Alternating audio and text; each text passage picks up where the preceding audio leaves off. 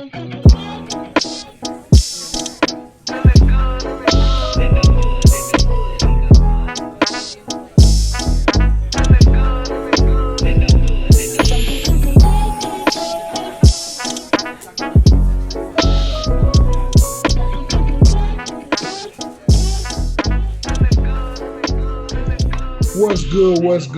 good in the hood, and welcome back to another episode of the Good in the Hood podcast, man. Another special guest, man. I've been fortunate this month with a lot of amazing guests. This one is no less amazing than anyone else I've had. I'm really excited to talk to DJ CashEra. What's going on? I hope I say that correctly. It's CashEra. Yeah, it's DJ CashEra. It's all love. CashEra. That's a dope name for one, because like the Cash era is like an era of hip hop itself, kind of. You know what I'm saying? It's like the whole era. Absolutely. You know what I'm saying? Absolutely. And please give yourself a brief introduction. I don't want to step on your toes, leave anything out. I know you got a long resume. I think people need to know what they're getting in store for when they listen to this episode. So please introduce yourself. I appreciate it. Yeah, so what's up, y'all? My name is CashEra, better known as DJ CashEra. Call me Cash for short. Let's see. I am a producer at DJing Radio, and then I am a DJ in the Chicagoland area. You know what I'm saying? So I am the official DJ for Young Chicago Authors. I'm starting off a residency today at the Bureau Bar in the South Loop. I have my own Twitch stream that pops off every week on Wednesdays. I've worked with Nike, Adidas, Foot Locker, Puma. I've performed at various festivals like Mamby on the Beach and Pitchfork and North Coast, and I take myself out of the town every year. I went to London a couple years back. I went to New York 2 years ago. I was supposed to go to LA last year, and then Ms. Rona told me to sit my ass down somewhere. So there's that. I DJ everywhere and anywhere, and there's no limit to what I may or may not do with my artistry. So yeah.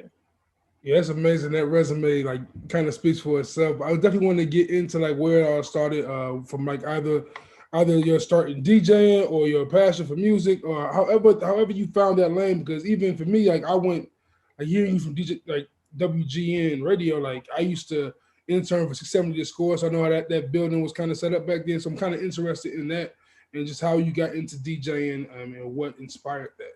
Yeah, absolutely. So when I was in high school, I actually was like on track to go become like a doctor or a lawyer. You had to go through a lot of school, spend a lot more money on loans and whatnot. In the books. Yeah, basically. And I actually really wanted to be a forensic scientist. And it was like the beginning of my senior year, I just switched.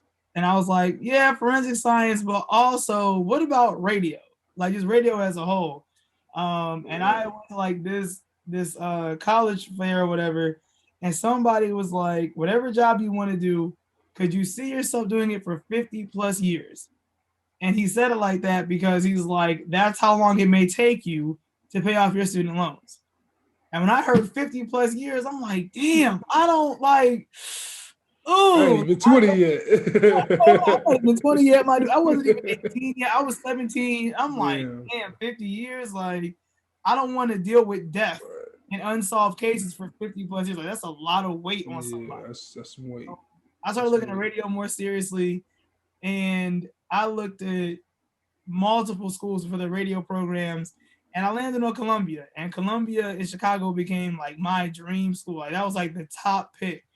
And I ended up getting in with a scholarship. So I went. And yeah, I was taking all the radio classes. And my freshman year is when I took a DJ course. It's called Club DJ 1. And my professor was DJ INC. And he taught us everything. Like he taught us the very basics with like spinning straight vinyls, spinning CDJs, spinning with controllers. Like, so I know all platforms of DJing now thanks to him. And he taught us like how to play for the ear, not off the visuals. A lot of DJs, they'll just read the sound waves. He taught me how to beat match off my ear alone. So I took the class and I excelled really well because it just kept me busy. It was like if I was free, I would just go in the studio and practice. And I got really good at it. So then after the semester ended, so that was like winter of 2013, come that spring of 2014, he had reached back out and asked if I wanted to DJ poetry bouts on campus.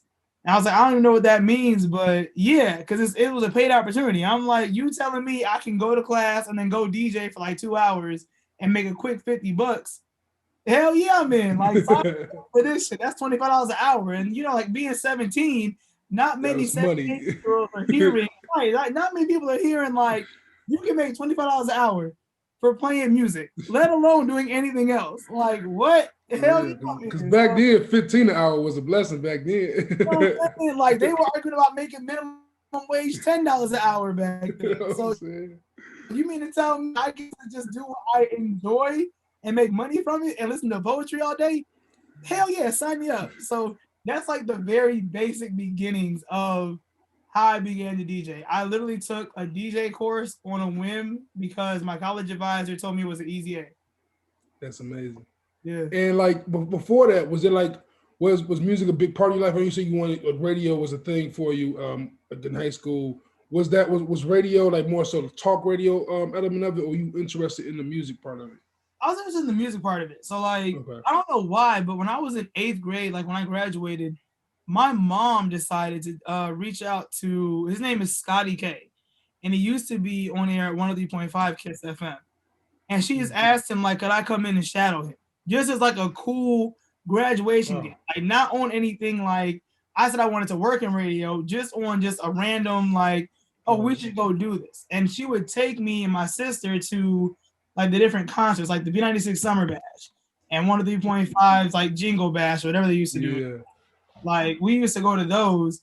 So when she reached out to Scotty K, it was like, damn. And he said, yeah. So I got to go up and sit for him for like a full 4 hours and watch him do what he does in the studio at iHeart.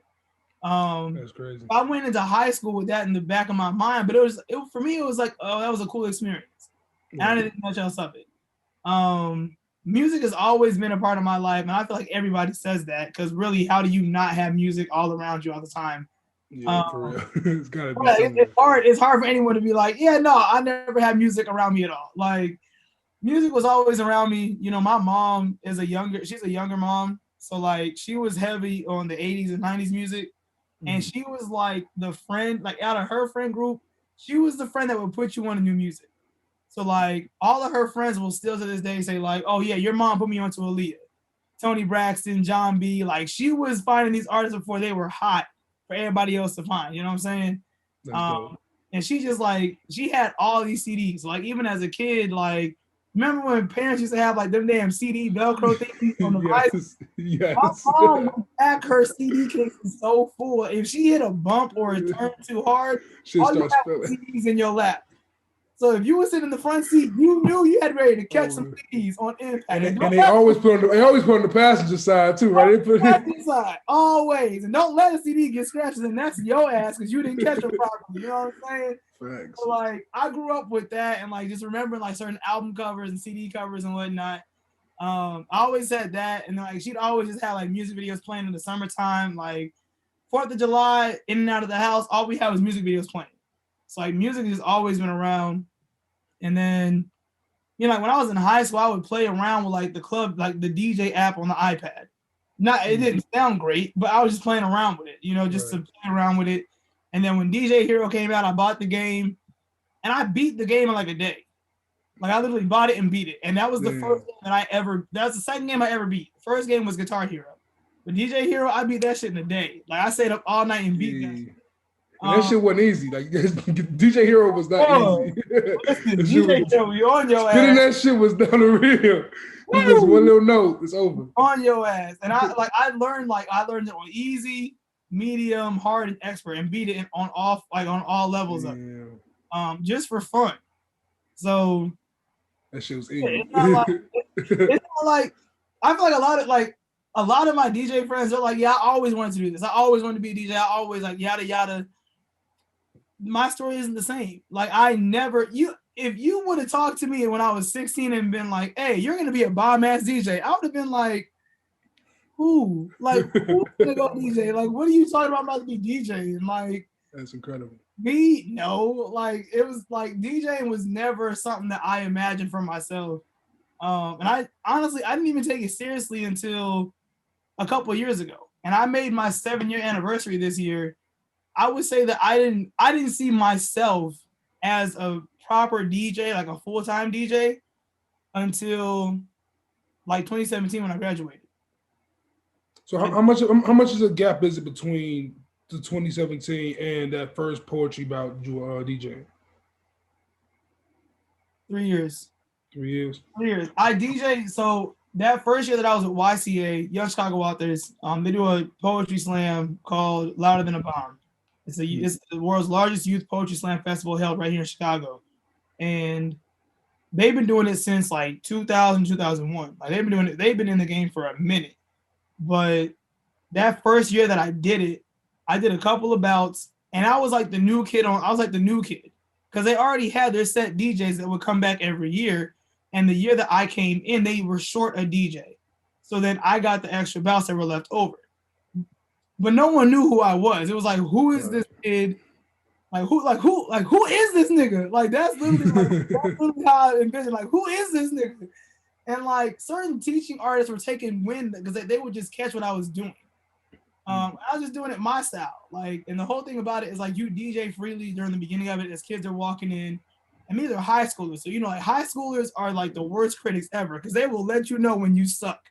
They have no filter at all. High school kids be mean sometimes.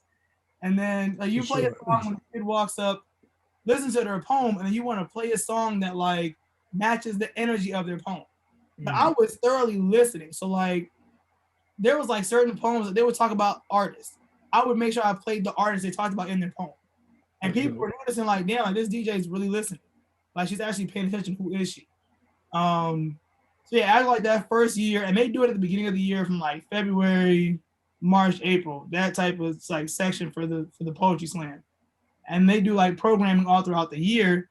So they had me come back like in July of that year, and I did their open mic series for a month on Tuesdays. And then on the back half of 2014, they like start going to the different schools and just prep the kids for the poetry slam for the next year. And they started asking me to go to the different high schools and stuff. So then when 2015 hit, I was boom back again with them for Louder Than a Bomb. And I've been with them every year. I've never missed Louder Than a Bomb season. I'm always there every single year.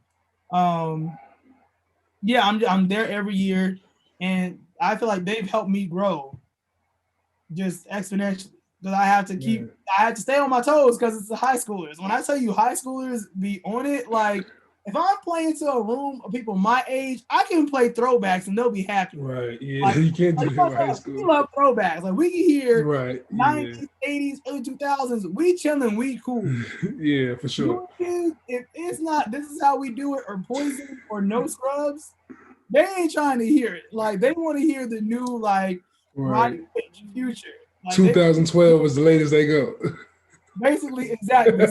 You know what I'm saying? And then it's like every year you got kids that are younger and younger.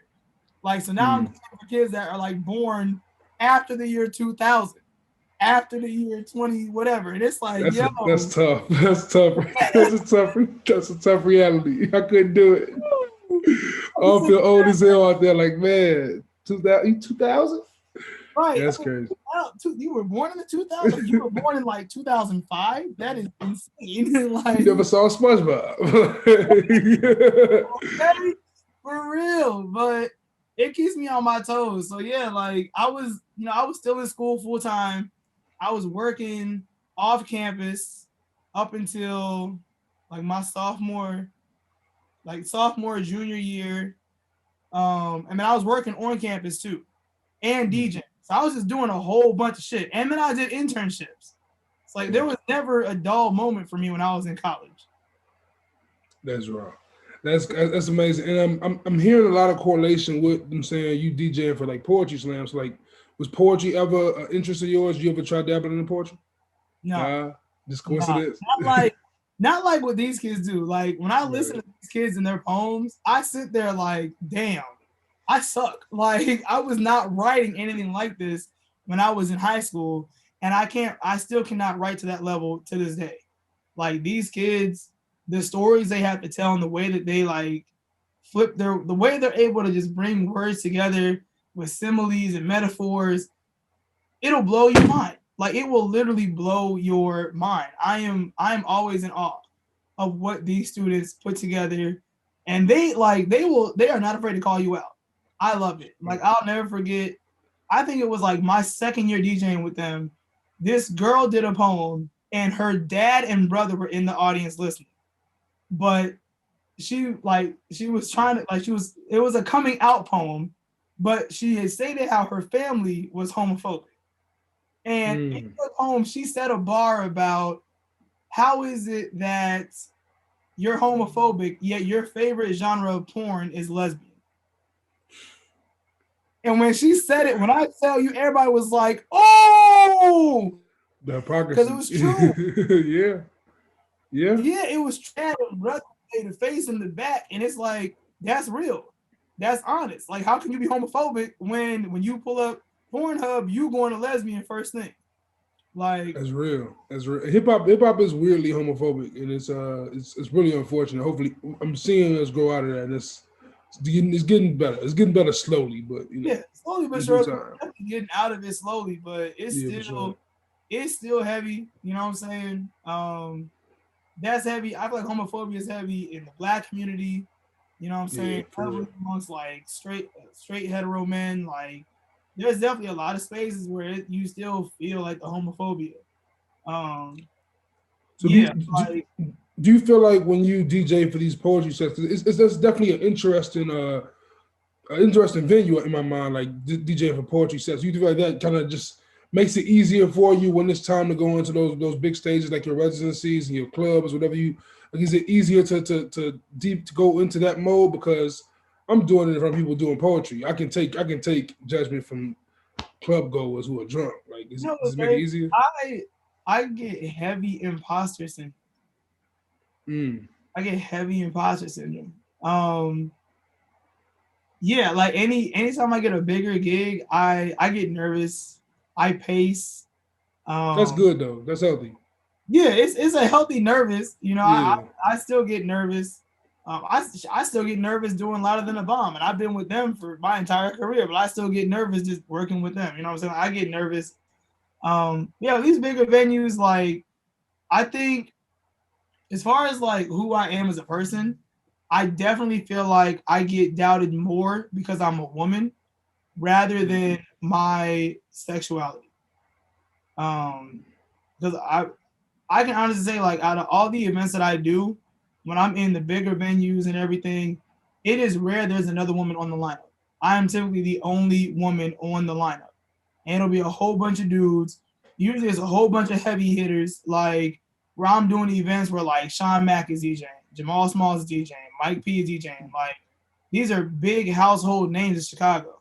Yeah, you know what I'm saying? And they have, like, when you put up on Instagram, you're gonna see like 100K whatever followers, and then when you find me, you're gonna see like 6.5 thousand. Like, it's not. I mean, to your credit, like, for you saying that you really took this serious, I'm saying just 2017 to be on them and to be on the same ticket as some people, it says a lot about who I'm saying what you've been doing out here. Yeah, it's a lot of it is. And of course, like you said, to your point, like it should be more women involved, but it does speak volumes to your work for sure. I appreciate it. You know, I definitely like attribute it to my community. I feel like if I didn't have the circle around me that I have, I would not be where I am, because I'm very like pessimistic in many fronts. But the community that I'm surrounded by, they constantly affirm me, like, nah, G, you cold, you raw, you my favorite DJ, you yada yada. Like, people constantly give me my flowers, and I appreciate that immensely. It means the world to me. But yeah, I still get imposter syndrome, you know, and now it's to a point where, like, my thing has always been the moment that I know you're doubting me, now I have to prove you wrong. Like, I've always had that mentality. Like, you can doubt me all day, I'm not gonna get mad at you. I'm gonna prove you wrong, because I want to see you eat your words. Like, when I walk in the venue and they're like, "Oh, it's a girl DJing. Oh, she good."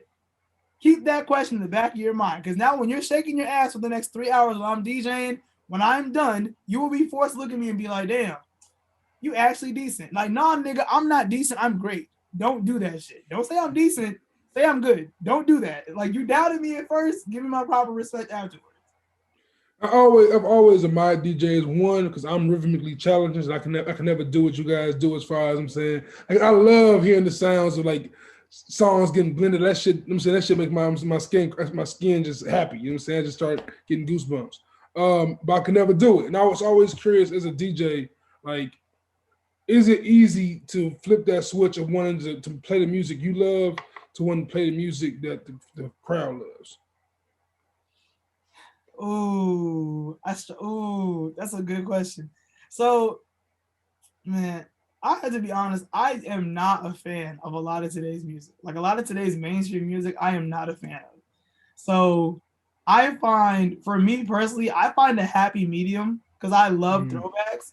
But a lot of today's music is sampling throwbacks. So my whole thing is like, I'm gonna play you the new song, but I'm gonna educate you as to what song is sampled from. Like when Nice for What was out, I was playing a Lauryn Hill sample. But kids were like, wow, that's so cool. Drake let Lauryn Hill use this song. It's like, no.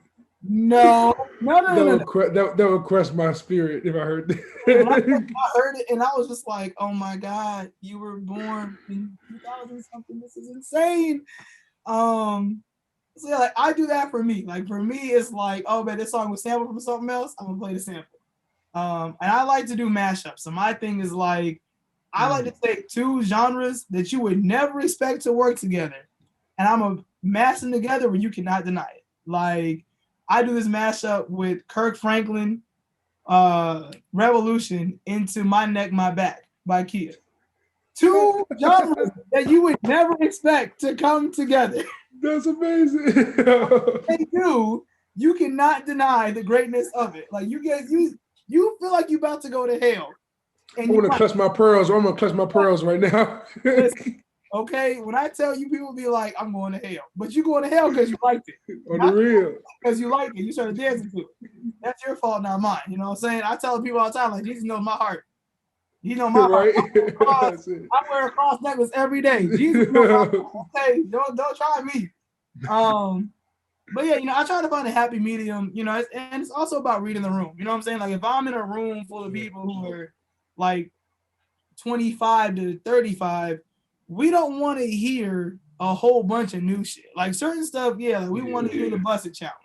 We gonna want to hear get that bread, get that head, then leave. Like that's an anthem right now because that's like a mantra. You know what I'm saying? But like some of the hardest shit, like NBA YoungBoy, like older people, like a lot of us aren't paid by him. It's gonna fly over our head a little bit. A lot of people in the room are gonna be like, yeah, I don't know this shit, but all right, whatever. It depends on like what the venue is. If it's like a club setup, then yeah, I'm gonna drop all the hot shit. But if it's like a lounge or whatever have you, I don't have to constantly play the newer shit. I want to make sure that I'm telling a story and creating a vibe. You know what I'm saying? My thing is always create a vibe. Like if the energy is chill, I'm gonna keep the energy chill. I ain't gonna walk in like a hookah lounge and everybody's vibing and chopping it up with their friends, and then I start dropping finito and shit. Like I took this shit up real quick, a little quick, So I like to have playing finito in a lounge sounds like a vibe though. It is a vibe, but you got to work your way up there. You know what I'm saying? For sure, yeah, for sure. With that off rip, like if there's no DJ at first, they playing like some Janae Aiko.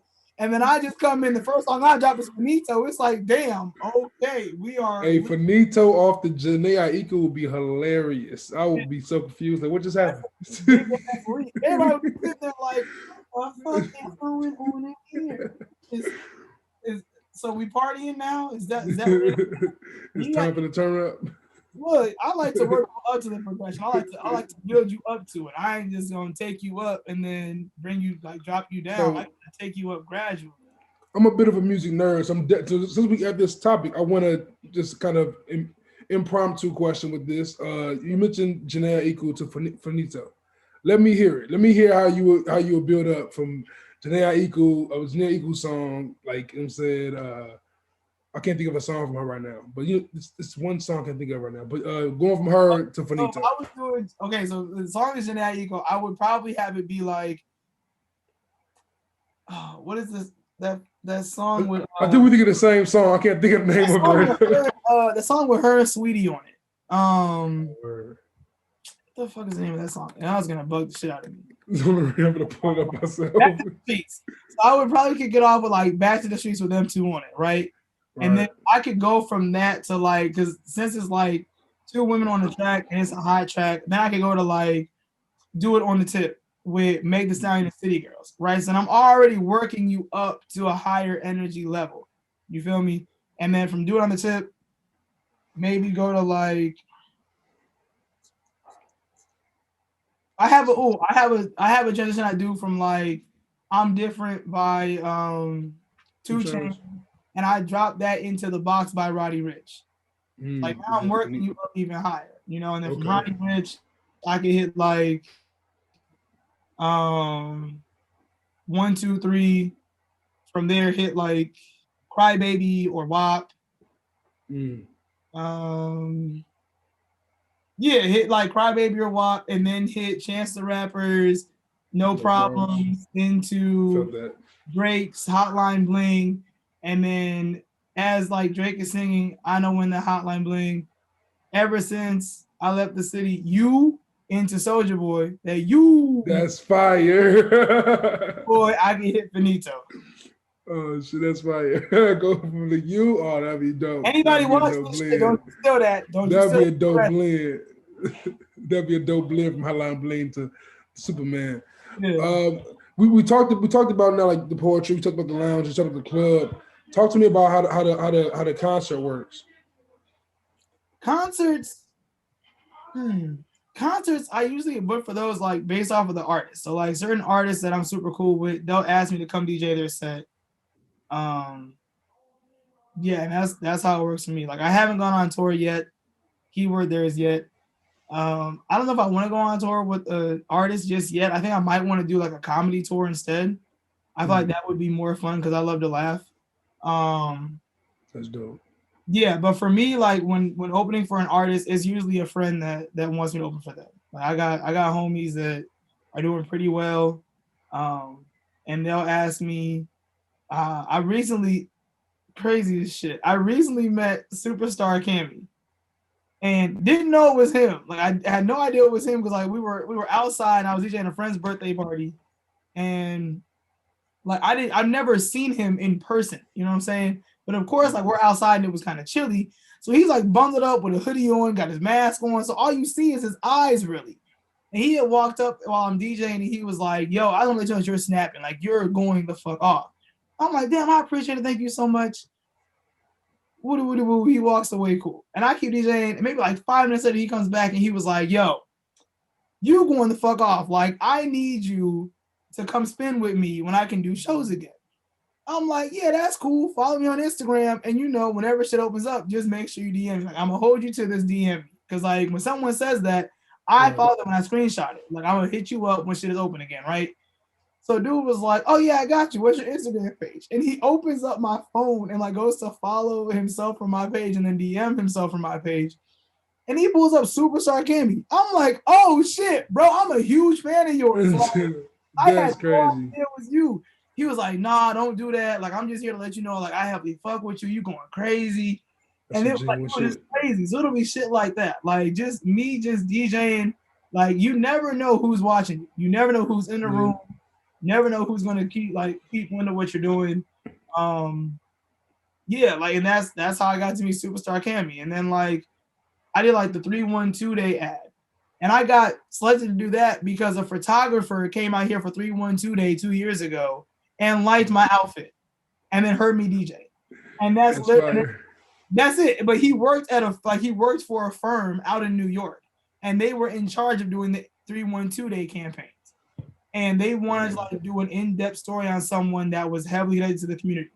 And he was like, there's a DJ I met in Chicago and she works with a nonprofit. I'll reach out to her and DM me about it. Got on a call with AT&T the next day and boom, they had me do a whole commercial with them for 312. Well, that's the organic hustle. That's the organic hustle. So like on your free time, man, like, I'm kind of curious now. So like what music you listen to or to wind down? Like, what's in your regular just chill rotation? You know what? When I have free time, I actually hang out with my friends and I let them play whatever they're listening to. Anyone will tell you, like, I have Apple Music and Spotify. I don't make playlists. My playlists are non-existent. Like, they're ass. I can honestly say that my personal playlists on these platforms are trash. Do not follow me. You will not see good content. It is horrible. And I've had people be like, gee, why your playlist like you a DJ? I'm like, exactly, I'm a DJ. Why am I making more time to make a playlist for me? Like, I can just hit shuffle and be fine with what I have added to my library. So I do that. Like, I used to security at clubs in the West Side, the older clubs, like 35 and up joints, and it's crazy. Like those DJs are still like they still print CDs out, burn CDs. People are like, man, what y'all? It's 1995. What y'all doing? Man, I ain't burned CDs since high school. Easy.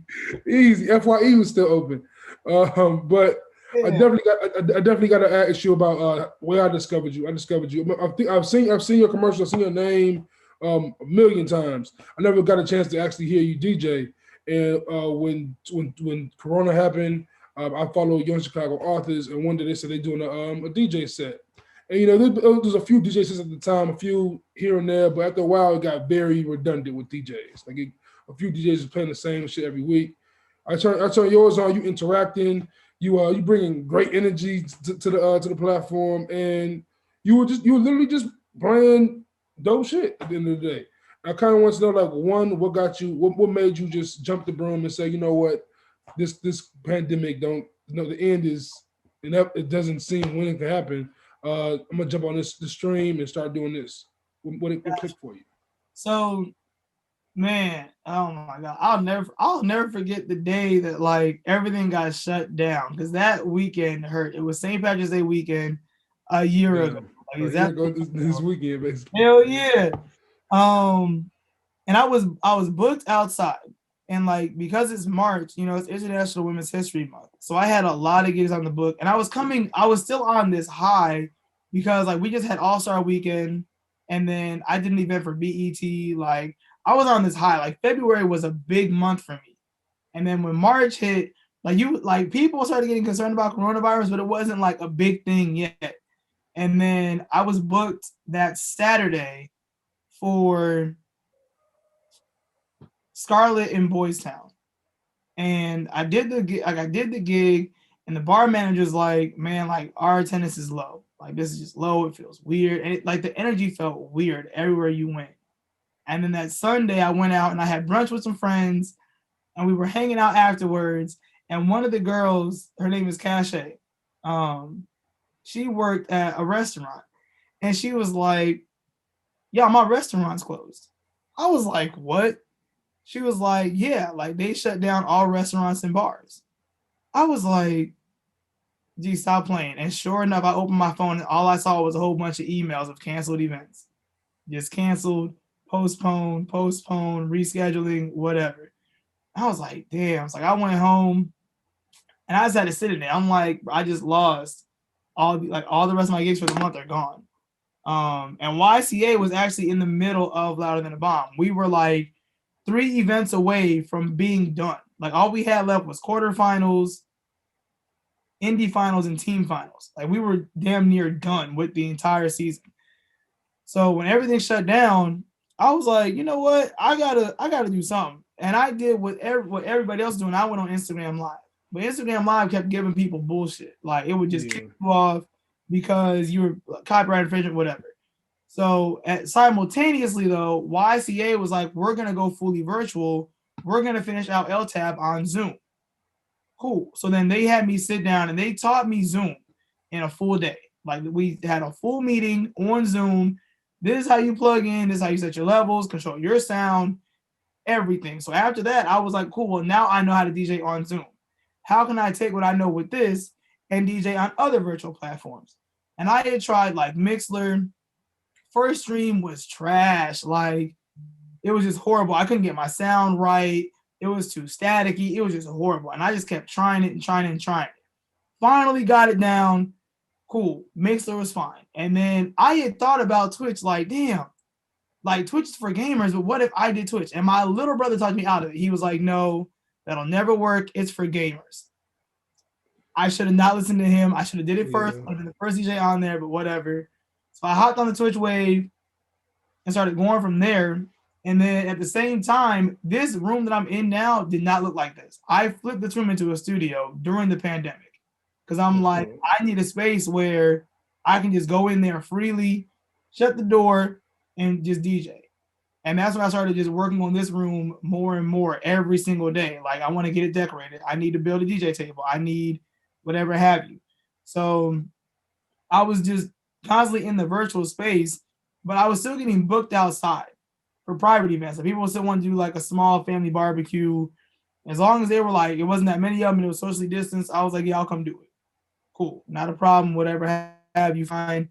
And then when the city was open for a little bit, like right before Halloween, I was booked every week outside DJing something different every single weekend. But I've always been virtual. So YCA had their weekly open mic called Wordplay, and they had me DJing it, and they would rotate out DJs, and then they got to a point like right after my birthday in August where they were like, yo, do you want to host and DJ? Like, we'll just have you do all of it. And I had never hosted anything for them before. So it was just like we'll try it out. We'll see how you do. But you know, like we'll see how it goes. And I fell in love with hosting it. I was able to host it, DJ it, and with them, I only play Chicago music because Instagram doesn't flag it. It's not a mainstream track, so Instagram doesn't catch it. But all Chicago people know it. It's like we playing the Chicago homies, bet it up. Like, cool. And I started telling people that were listening, like, yo, if you in Chicago or if you support YCA and you make music, send me your track. I'll play it during my set. So now I'm able to build my relationships with other artists in the area as well. Smart. But going virtual, it was like it felt like I made it too far to only make it this far type of thing. Like you can shut out, you can take away outside. People are in their houses now. Everybody's on their phones, on their laptops, iPads, whatever have you, nonstop. People still want entertainment. I can still play music. Boom. It's definitely been dope because like, as a person who's a fan of music, it's been dope to see creatives like be able to make that move and maneuver through this chaos. I'm even seeing like people like comedians like Dion Cole try DJing on IG Live, and Questlove and Ninth Wonder doing it. So like it's incredible to see like especially local DJs being able to get a spotlight, like YCA giving you that platform, like letting you have a platform for that.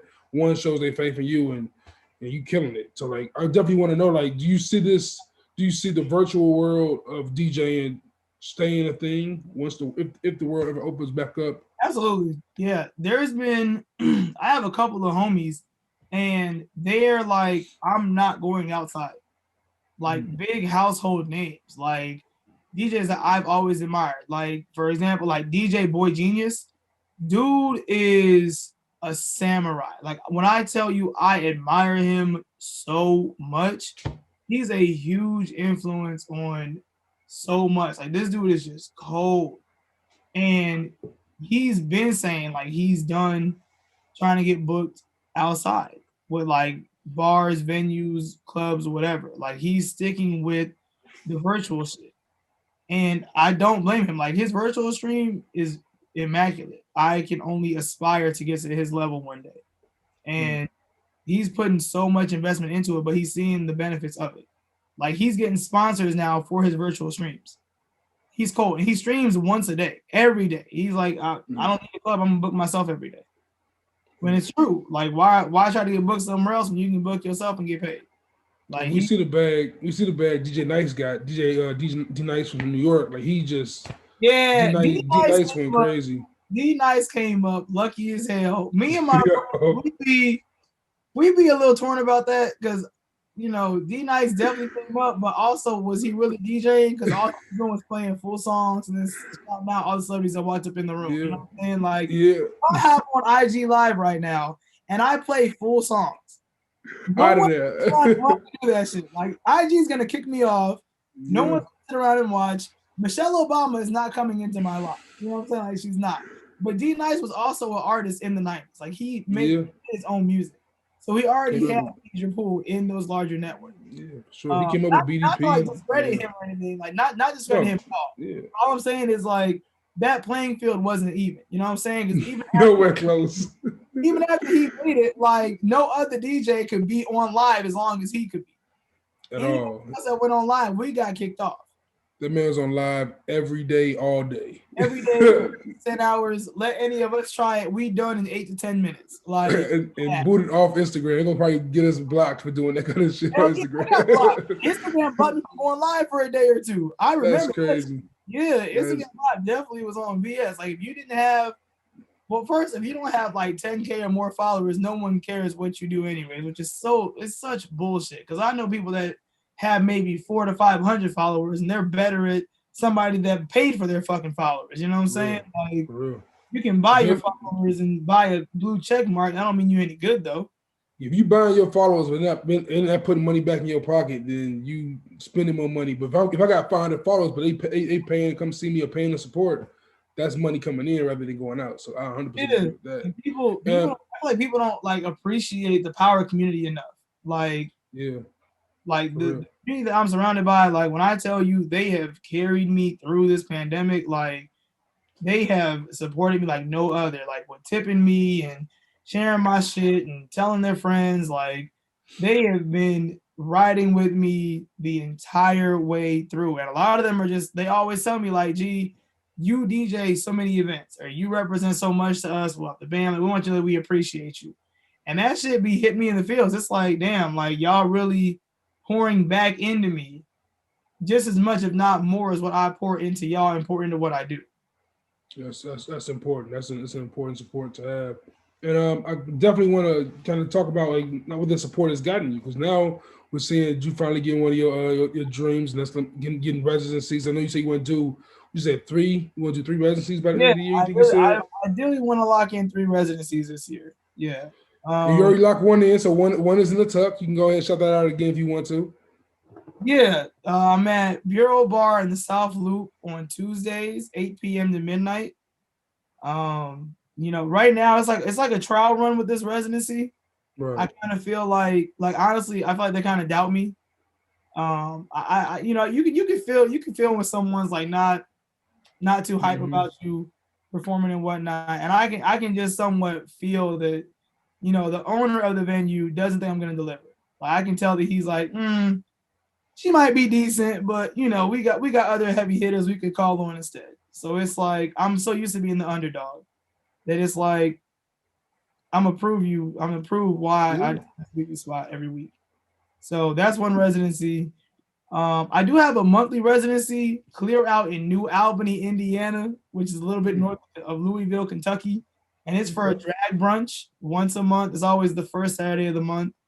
That shit is fun though. It sells, every show sells out. We have not had a show yet that didn't sell out. And that's virtual too, right? No, that's in person. That's in person? That is in person. Yeah, it's in person. You come out there, you have a good time, get some food, get some mimosas. And me and the queens just crack jokes. That's all the fuck we do. We just sit there and talk shit all day on them mics. That's dope. And you know, you always get like somebody's grandma that house up on the table starts twerking and shit. It's crazy. People here in Indiana think ew, but New Albany, Indiana, they get lit when we do brunch. Okay. So yeah, you know, I really want to get 3 residencies. I actually had a residency last year at it's a bar in Pilsen. Harvey's. Okay. Harvey's in Pilsen gave me a monthly residency. And then of course, Ms. Rona shut that shit. Miss Rona. Definitely want to, like, my goal is to, like, with tonight, I don't know when this episode is going to air, but like today is Tuesday, so my first night at Bureau Bar is tonight. My goal is to, you know, do my shit, show out. I don't know who may be in the room. I don't know who knows who else in the world. You know, if I can just show out, even if they don't like it and they don't keep me on permanently, it's going to open up other doors. Every opportunity I get is an opportunity to grow. So I take it very seriously. I'm anxious.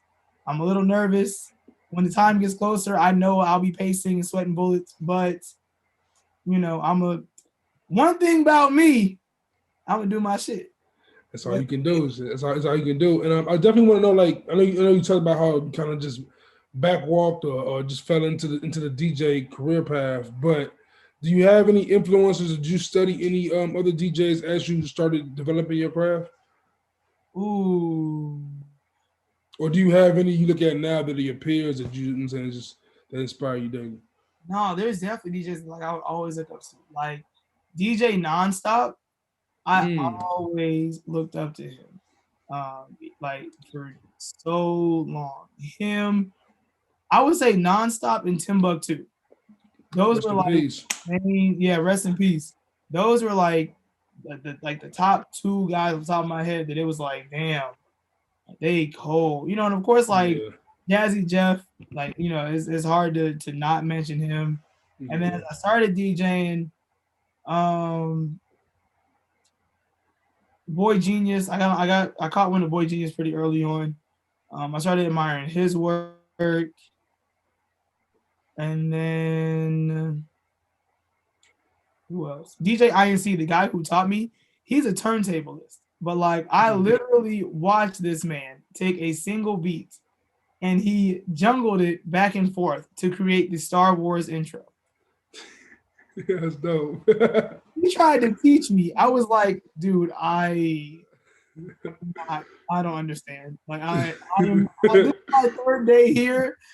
I don't know what the fuck you just did. Like, oh man, he fucking blew my mind. Like my mentor, INC, that man is cold. That man is cold. That man is cold as hell. And the thing with him is like, he does it for the love of it. So when he was teaching us, you could just feel like for me, it's never about the money. It's never, you know what I'm saying? Like, and I've always kept that. Like, of course, I need to pay my bills. I need to stay afloat. Yes. But it's never been only about the money. Like, even when I charge people to DJ, my rates are some of the lowest out of anybody I know. But I don't do it for the money. Like, I do it for the love of it. You know what I'm saying? Like, I don't need to charge you out the ass because I'm doing it because I love it. I'm literally charging you. That way I cover my costs. And I know that I'm set on my bills. I don't need to charge you a whole bunch of money. I'm not money hungry. I'm not in it for that. You know what I'm saying? Like, I do it for the love of it. And there's no need for me to charge you $5,000 to DJ your mom's birthday party. Like, why am I charging you $5,000? There's no real. That. You know what I'm saying? Like, I do it because I love it.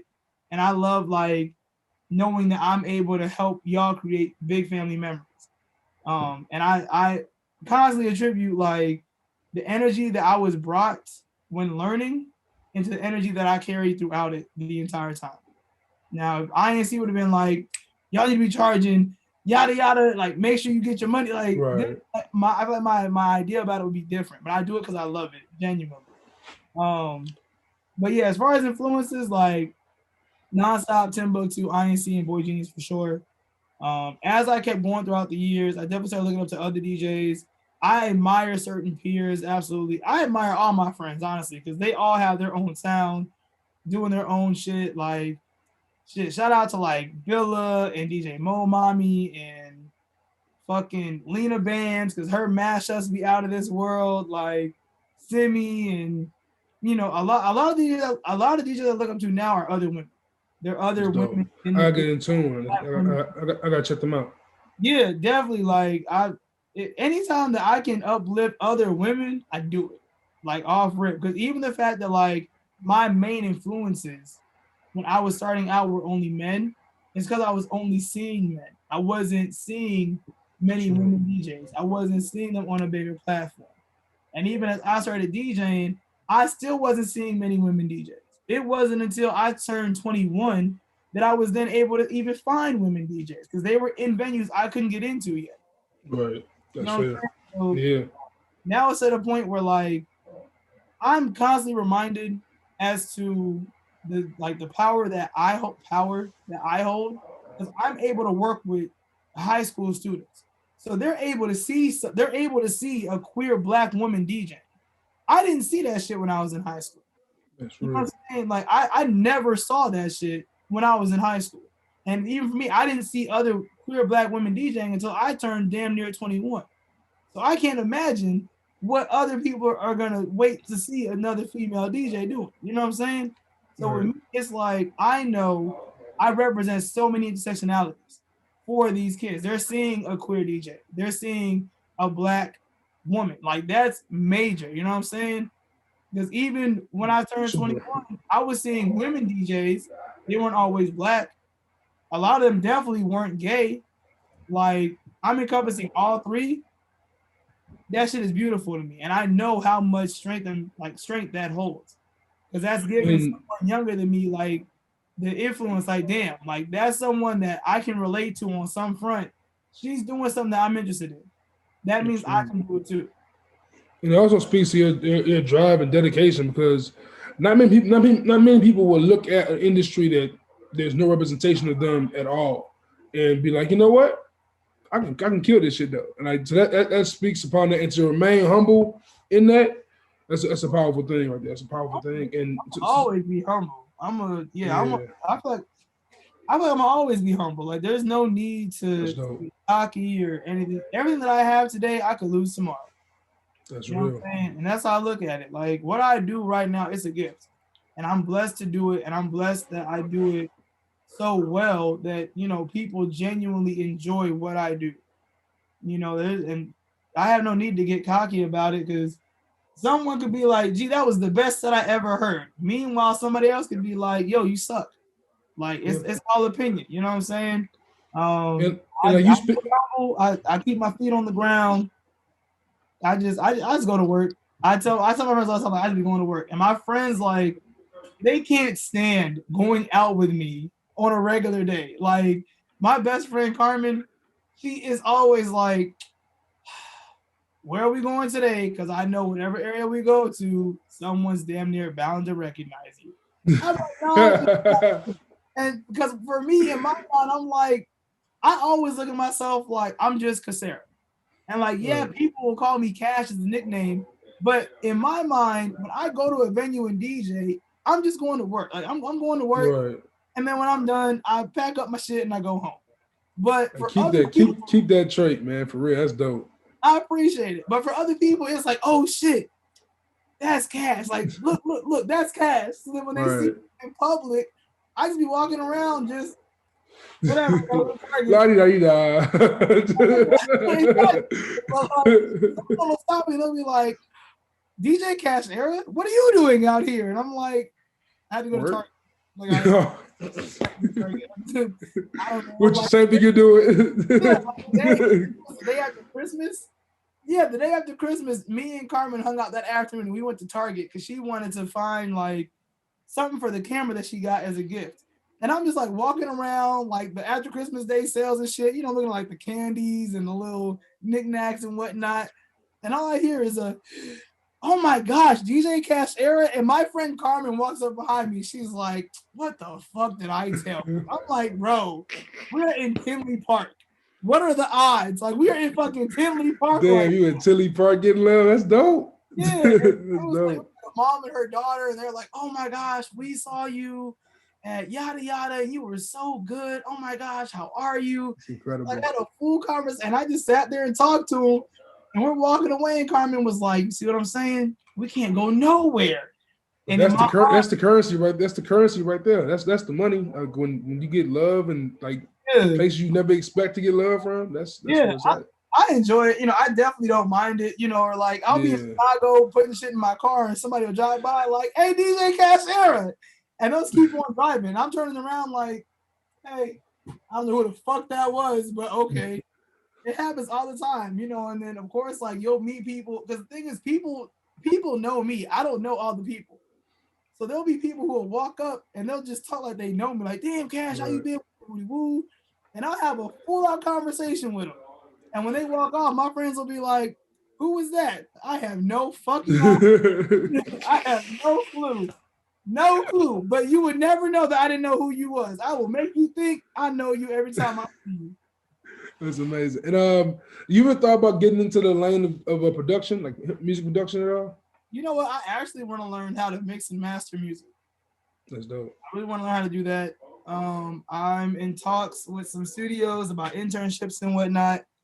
So hopefully soon come. You know, I'm trying to see like what's gonna happen with things opening up, because now WGN actually has me. I'm in the works of training with them to learn how to image different audio, like the imaging and creative directing side of the station, which is huge because there's only 5 creative directors in the region up here, and only 2 of them are Black.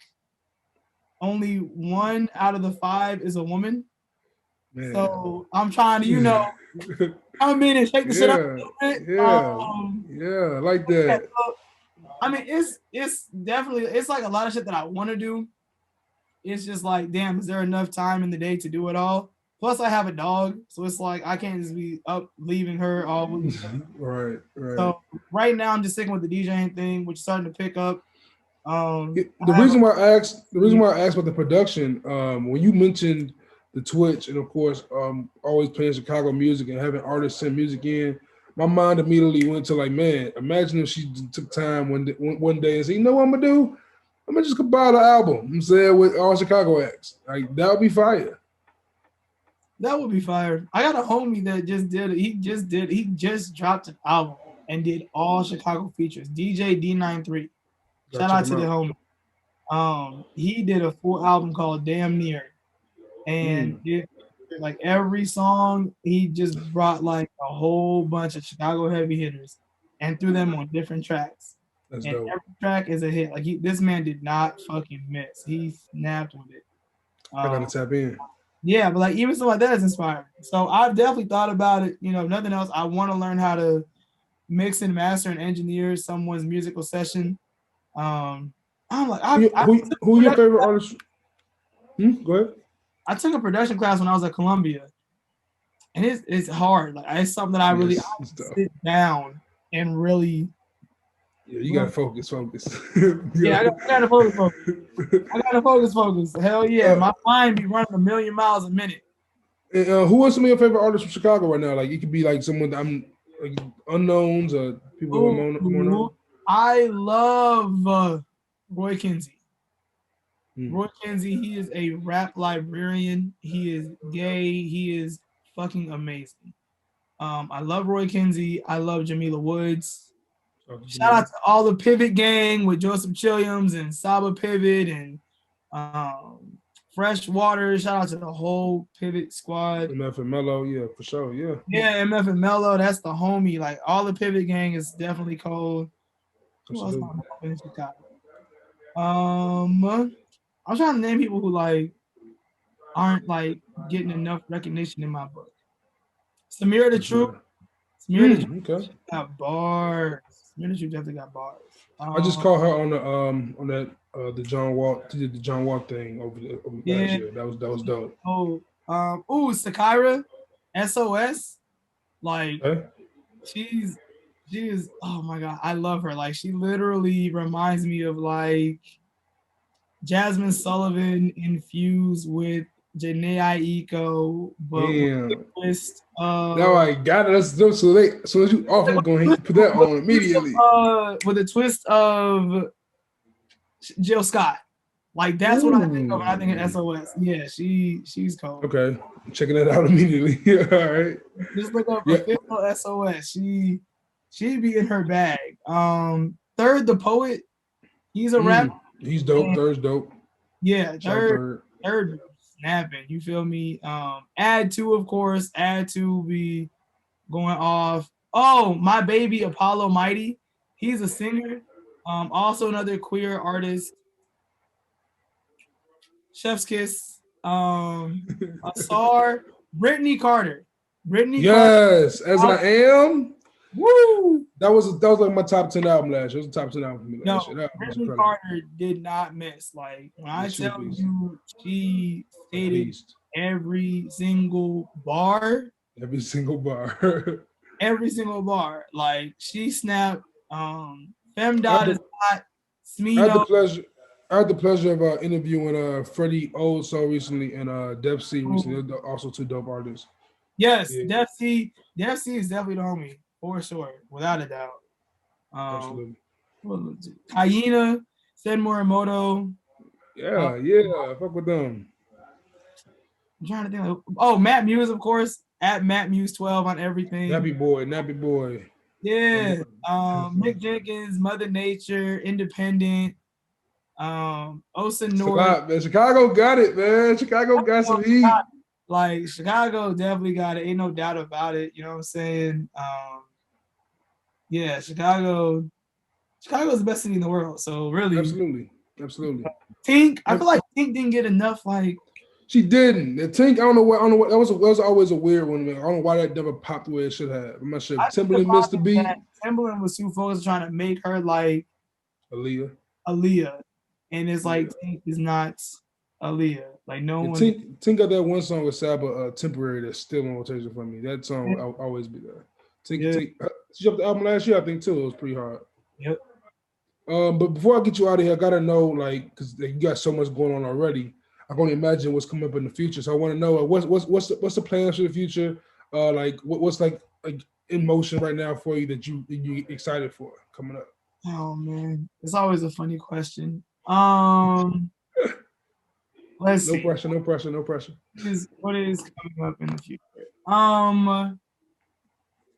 I am a hard ass, and when I set my mind to do something, I get annoyed when I don't get to fully finish it out. So since I was supposed to go to LA last year and didn't get the chance to, I am on a mission to find a way to go back this year to properly DJ. That is one thing. The residency, of course, has been locked in, so hopefully just building up from there to make more. I keep my Twitch stream going, so every Wednesday I do that, and now I'm starting to incorporate having my friends that have recorded their performances, playing their performance back to get them some more light on what they're doing. Me and my homie Ryan the Person, we do a DJ drummer duo.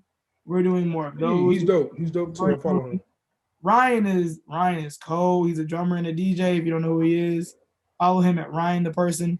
Me and him do a DJ drummer duo, so I DJ and he drums. We've been doing those virtually now, so we're gonna keep doing those.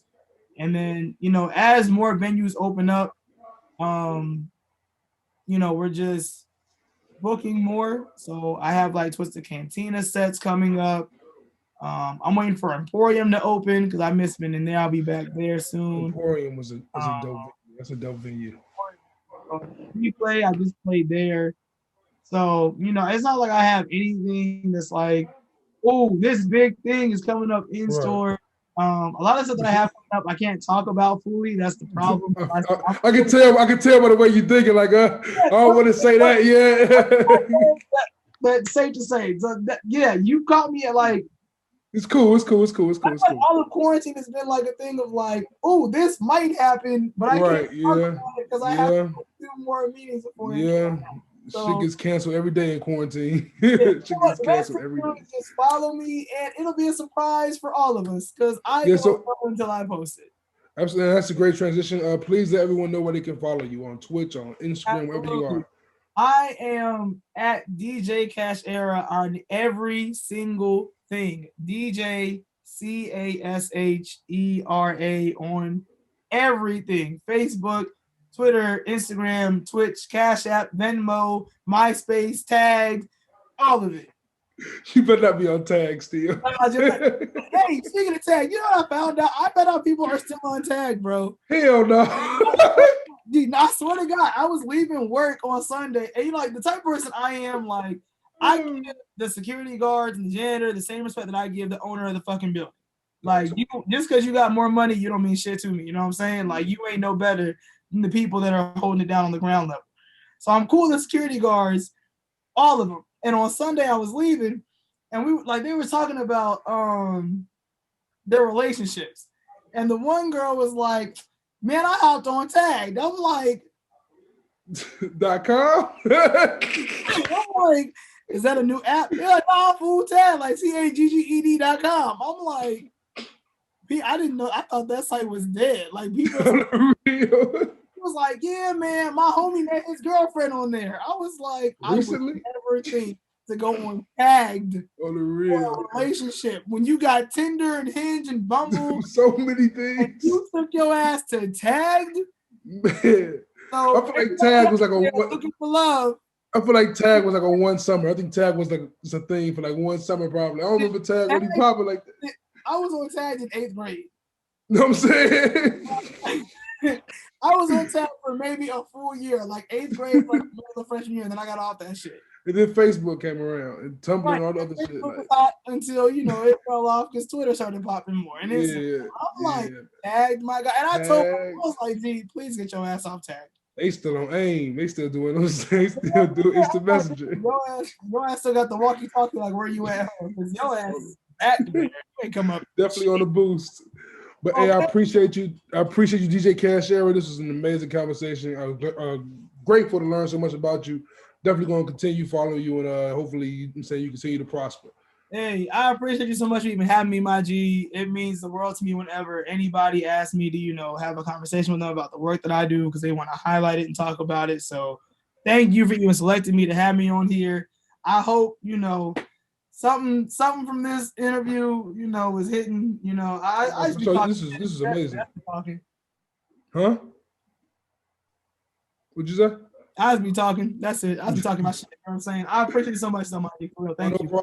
No problem at all. And please follow the podcast at Good in All Hoods on Twitter, at Good in the Hood on Instagram. You can find me on Twitter at JuiceJVP and on Instagram at Juice in the Hood. Also, we have merch, hats, we have hoodies, we have sweatshirts, goodinallhoods.com. Thank you once again to my guest, man, the wonderful DJ CashEra. Please, like you heard her speak, go follow her. Go check out the Twitch. It's definitely a must watch. I'm definitely going to check out that one with you and Ryan, the person, a drummer DJ collab. That sounds super dope and super up my alley. So I appreciate you. Appreciate you, my G. Have a good one. Peace and love.